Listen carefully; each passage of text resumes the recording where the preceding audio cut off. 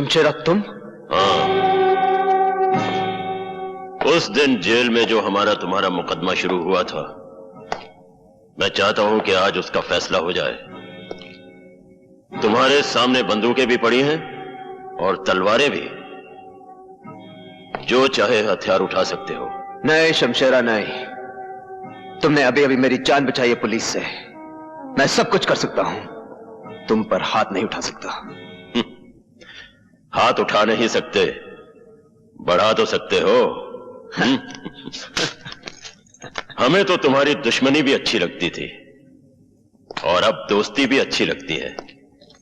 फिर एक बात बताओ दोस्त, मैं तो उस मोहल्ले में अपनी जान से मिलने गया था, तुम वहां क्या कर रहे थे? मैं अपने एक दुश्मन का पीछा कर रहा था जो उसी कोठे पर गया था। ओह, इससे तो यही जाहिर होता है कि हम दोनों का एक ही दुश्मन है। दुश्मन ने हमारी दोस्ती की जंजीर में एक कड़ी और जोड़ दी है। दुश्मनी वो आग है जिसमें दोस्ती का लोहा तपकर फौलाद बनता है। इसी बात पर एक बार फिर से मिलाओ हाथ।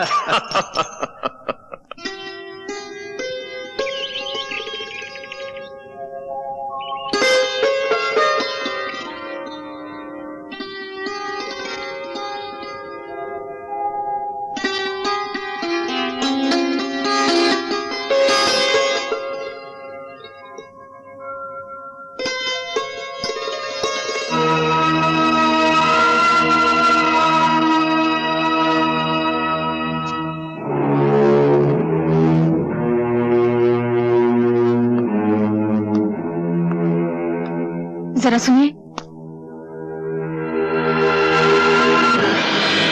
अपनी अमानत तो लेते जाइए। अमानत? हाँ, जिस चीज को आप लेने आए थे उसे यही छोड़कर चले जाएंगे आप?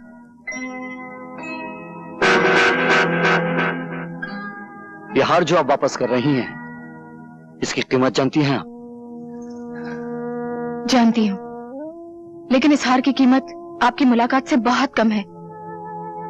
कल रात जब मैंने आपको मुझ जैसी तवाइफ को बचाने के लिए लड़ते हुए देखा तो पता चला कि शैतानों की दुनिया में आप जैसे इंसान भी बसते हैं।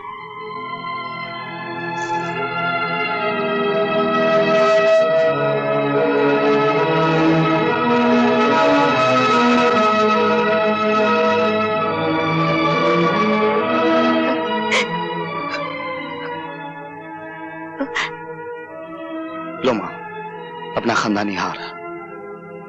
तुम्हारा एक बेटा इसे ले गया था, समझ लो दूसरा बेटा वापस ले आया।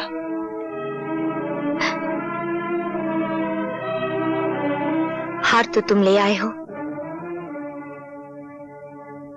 लेकिन इस खानदान की इज्जत कब वापस आएगी? मैंने सुना है मेरा राजेश पागल हो गया उस नाचने वाले के लिए। जिस तरह आज हाल ले आऊं मां, उसी तरह एक दिन राजेश भी आएगा। तुम्हारी आंखों से जो मोतियों की लड़ियां गिर रही हैं, उसके एक एक दाने पे मैं अपने खून की आखिरी बूंद तक कुर्बान कर सकता हूं।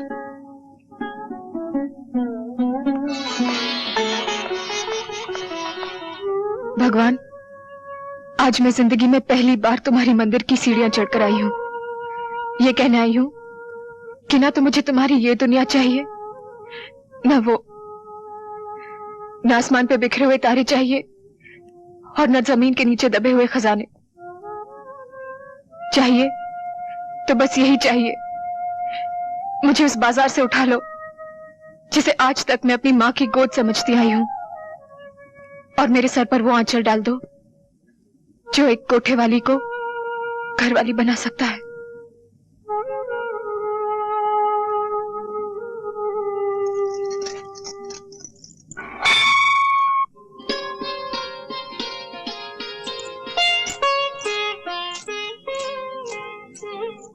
आप? तुम्हारे लिए एक छोटी सी भेंट लाया हूं, इसे कबूल कर लोगी तो समझूंगा मेरे जीवन को अर्थ मिल गया है। जीवन का अर्थ ही तो ढूंढने आई थी आज मैं मंदिर में। मुझे नहीं मालूम था कि देने वाले के हाथ इतने बड़े हैं कि भीख मांगने वालों की झोलियां छोटी पड़ जाती हैं। इसे घर जाकर खोलना। समझ लो मैं जो लाया हूं वो एक सपना है, पूर्णिमा की पिघलती हुई चांदनी का बना हुआ।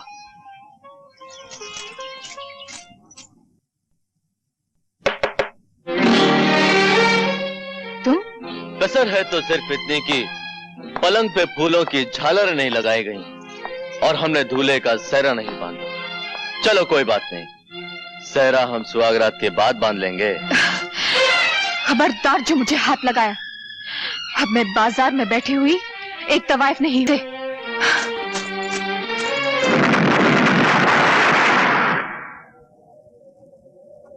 शाबाश, आज रवि की जिंदगी का आखिरी दिन है। उसकी जीप यहां से गुजरेगी तो धमाके में उसकी जान और मेरा इंतकाम दोनों खत्म हो जाएंगे।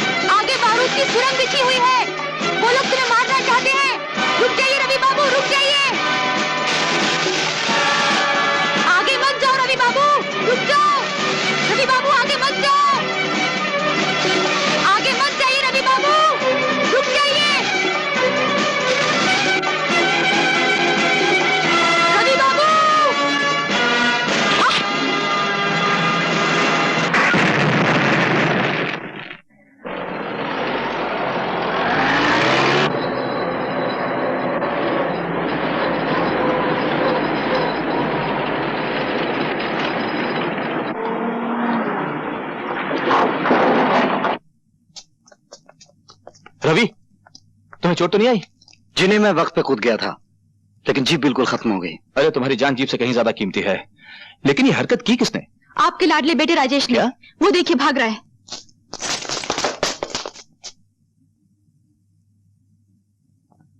मुझे बचा लो माँ, मुझे बचा लो। आज तुम्हें कोई नहीं बचा सकता। क्या हुआ? क्या किया है मेरे राजेश ने? आज ये एक ही छलांग में इंसानियत की आखिरी हद से गुजर गया है। तुम जानती हो, आज इसने रवि की जान लेने की कोशिश की। रवि की? क्या ये सच है? यही सवाल जब अदालत में इससे पूछा जाएगा तो ये कह नहीं सकेगा कि ये झूठ है। सवाल तो आज मैं अपने आप से कर रहा हूं कि मैंने ऐसे बेटा मांगा क्यों था। मैं तो अपनी वसीयत में लिख जाऊंगा कि मेरी चिता को नीच से नीच आदमी आग दे, मगर ये अधिकार मेरे बेटे को ना मिले। मुझे ये अधिकार चाहिए भी नहीं। चाहिए तो सिर्फ अपना वो हक चाहिए जो आपने एक सगे बेटे से छीनकर एक बेगाने को दे दिया है। मेरा जुर्म ये नहीं कि मैंने रवि की जान पे हमला किया, मेरा जुर्म ये है कि मेरा हमला नाकाम रहा। आपने मुझे बुलवाया ठाकुर साहब? आइए इंस्पेक्टर साहब, इसे गिरफ्तार कर लीजिए। इसने रवि की जान लेने की कोशिश की है।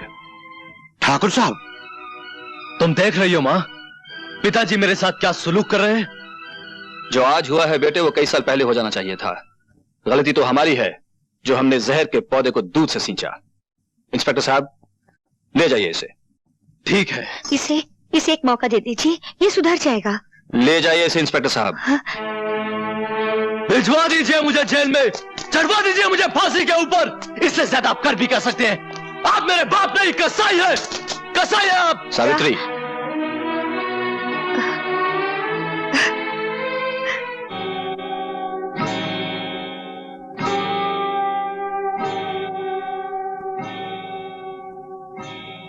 क्या खबर लाए मंगलू?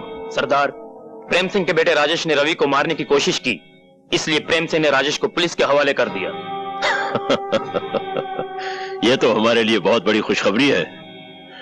अब शमशेरा बेटे को पुलिस से आजाद करा के उसे उसके बाप ठाकुर प्रेम सिंह को मारने के लिए इस्तेमाल करेगा, और फिर ठाकुर प्रेम सिंह की चिता तैयार करेगा शमशेरा, और उसमें आग लगाएगा उसका बेटा राजेश।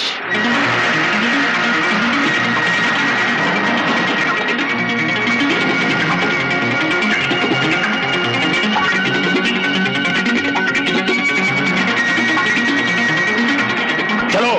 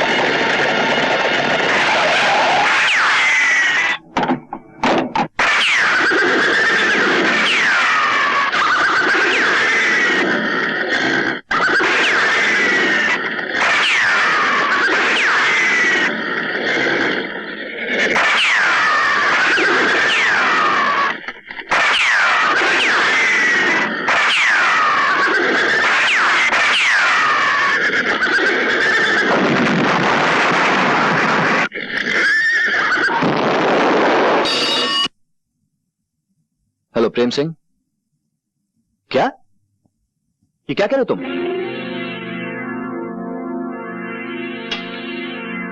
क्या हुआ? शमशेर और उसके आदमी राजेश को उठा के ले गए हैं। नौजवान, तुम्हारे दिल में यह सवाल उठ रहा होगा कि मैंने तुम्हें क्यों बचाया है। जवाब सुनने के लिए मैं सर से पांव तक कान बन गया हूं। मेरा एक रिश्ता तुम्हारे बाप से है और दूसरा तुमसे।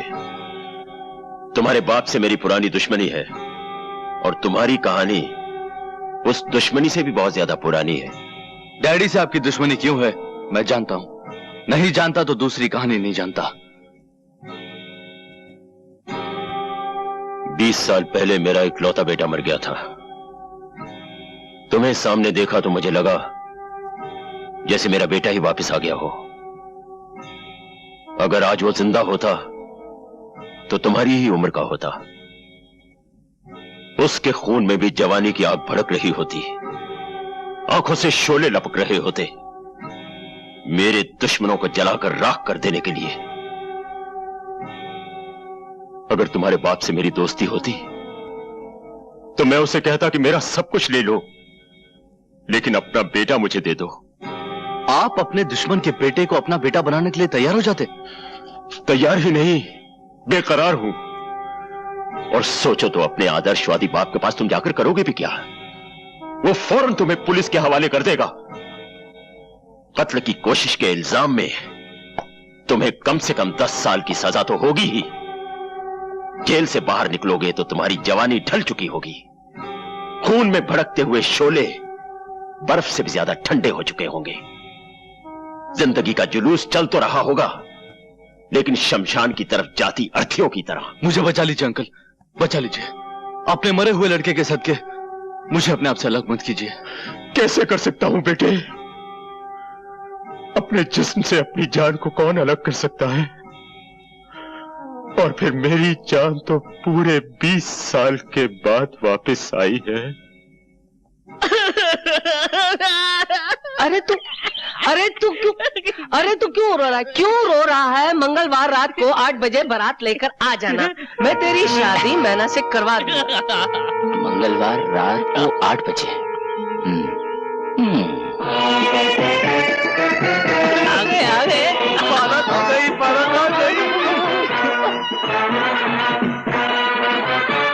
चलिए हाँ, चलो आइए जवाहराज आइए। अरे नहीं, संभालो। ठीक है। अरे दूसरी बारात कहाँ से आई?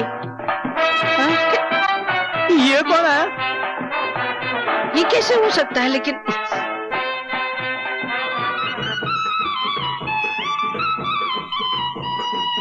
अरे सरकार, हीर 1 रांझी 2, लड़की 1 और बाराते 2। ये क्या हो रहा है? दोनों दूल्हे अपने चेहरे दिखाओ। हाँ अब तुम दिखाओ। पेलू, तुम्हें इस हरकत के लिए बहुत बड़ी सजा मिलेगी, जो मजनू को मिली थी। मारो इसे।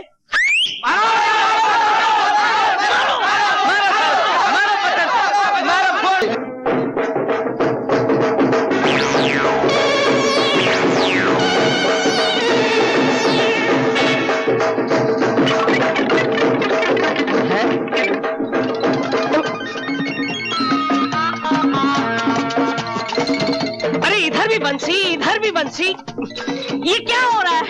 अरे असली बंसी कौन है? असली बंसी मैं हूँ। हाँ बंसी। तो तुम कौन हो?